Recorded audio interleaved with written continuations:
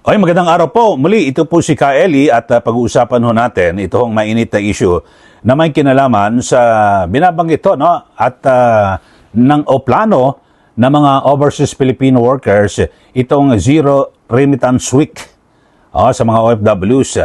At ang sabi po nila ay ito di umano ay bilang protesta sa pag-aaresto at mabilis na pagpatapon kay dating Pangulong Duterte dyan po sa ICC sa The Hague, Netherlands.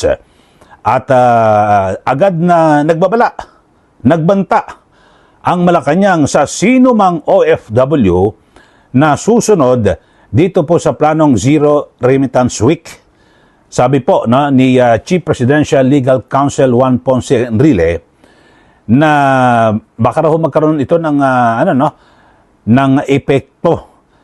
At siyempre kapag ganito may mga epekto ay yung mga consequences baka tamaan din daw po ang OFW. So yan po ang binabanggit ni Secretary Enrile.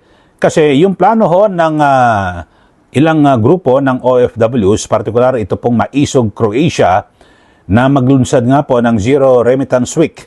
Ito po mula March 28 hanggang April 4, o March 28, sakto sa birthday, ika-80 taong kaarawan ni dating Pangulong Rodrigo Duterte. So sa isang statement binabanggit ni Secretary Enrile na ang sinuman daw na nagpayo sa mga OFW na suspindihin ang remittance ng kanilang mga kinikita sa ibang bansa, dapat daw po mag-isip-isip at mag-isip ng maraming beses sa posibleng magiging epekto sa naturang payo sa ating mga kababayang OFW. At muling ibinabala po ni Secretary Enrile na ang bawat aksyon, ito huro ay may kaakibat na posibleng counter-action. Ano ibig sabihin ng counter-action? Ito ho ay pwedeng may kapalit o ganti. Yun ho. At sakali man anya na sundin ng ilang OFW ang ganitong payo, ano raw po ang maaaring sakaling gawin ng Kongreso? Pwede raw kasi magpasya ang Kongreso na ang ganitong na eto yung ang tawag dito parang ganti nang mag-retaliate or gumante ang Kongreso. Ito raw ho posible ito nakanselahin o suspindihin yung mga tinatamasang tax privileges na mga OFWs sa kapag ito ay nangyari itong Zero Remittance Week.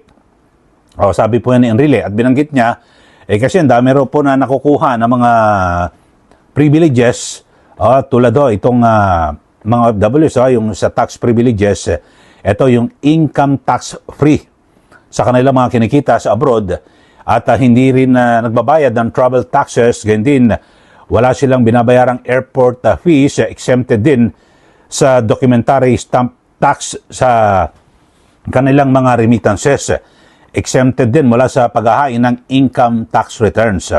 So yan po ang binabanggit ni Secretary Enrile. Tapos dito kailangan nilang magkaroon din ng pasaporte para makapagtrabaho bilang OFW. So ito sabi po ng Secretary Enrile ay ang mga pribilehiyong ipinagkakaloob ng Kongreso sa mga OFW sa pamamagitan ng mga ipinasang batas. Pero Secretary Enrile, huwag naman natin takutin.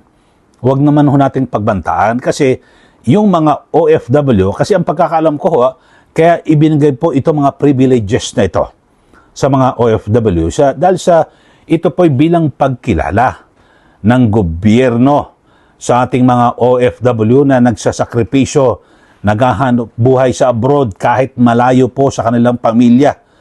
Hindi hubiro At talagang, di ba, ang pera na kinikita nila, dinadala dito sa Pilipinas. Kaya nga, yung remittances ng mga OFWs, yan po ay kinikilala na malaking tulong, may malaking kontribusyon sa ating ekonomiya.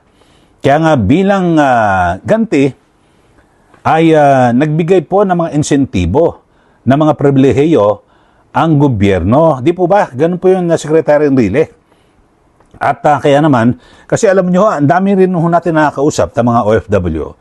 Kung meron lang mga oportunidad dito sa Pilipinas na makapagtrabaho sila ng maayos-ayos ang kita, hindi na po sila lalabas ng bansa eh.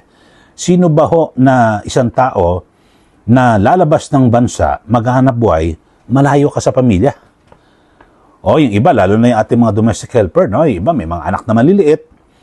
At dahil sa hirap po ng buhay, ay talagang pikit mata ho na iiwan yung kanilang mga anak at magsasakripisyo dahil sa gusto po nilang maihango sa kahirapan at maitaguyod ang kanilang mga anak ko, mapag-aral ng maayos, mapakain ng maayos, kaya nag-abroad ho. Bagamat yung iba talagang hindi po pinapalad at yung iba namamaltrato, may mga namatay pa ho. So napakatindi po ng sakripisyo ng ating mga OFW. So yan pong mga sakripisyong yan bilang pagkilala at bilang ganti po ng gobyerno ay, di ba, binigyan sila ng mga pribilehiyo. Yan nga ho, tinatawag ho natin mga bagong bayani, di po ba? Sana wag naman pong takutin. Alam nyo, ang pinakamainam mo sana gawin ng Malacanang, dito, Secretary Enrile, ay medyo, papayapain nyo, pakalmahin yung damdamin ng mga grupo, no, ng mga OFW. Kasi, hindi po natin maitatatuan na talagang marami pong mga OFW. Ito in particular, ito sa Europa kasi siyempre andun po sa the Netherlands, ang dating Pangulo, na marami akong narinig na mga statement mula po sa mga OFWs na ang sabi ho nila, sa panahon daw po ni dating Pangulong Duterte ay nagkaroon po sila ng kapayapaan sa kanilang kalooban na ang kanilang mga iniwang pamilya dito po sa Pilipinas ay nasa mabuting kalagayan, ligtas sa anumang mga drug addict o kung ano-anong mga kriminal. So, yun po ang paniniwala nila.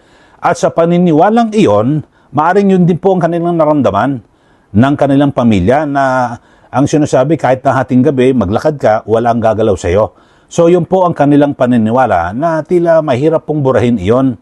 Kasi naramdaman po nila iyan eh.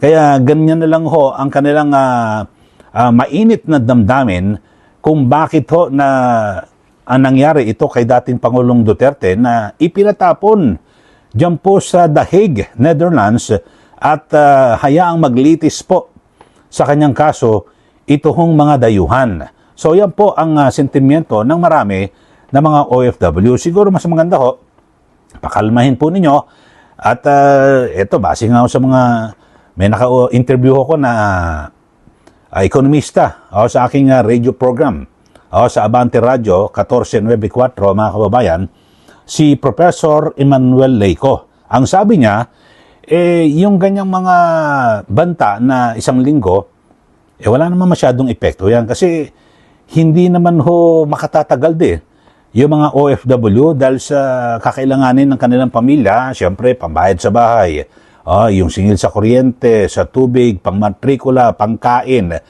So, yan po ay pagpapakita lang ng parang ito seremonyas lang na magpapakita na talaga sumusuporta sila sa dating Pangulo.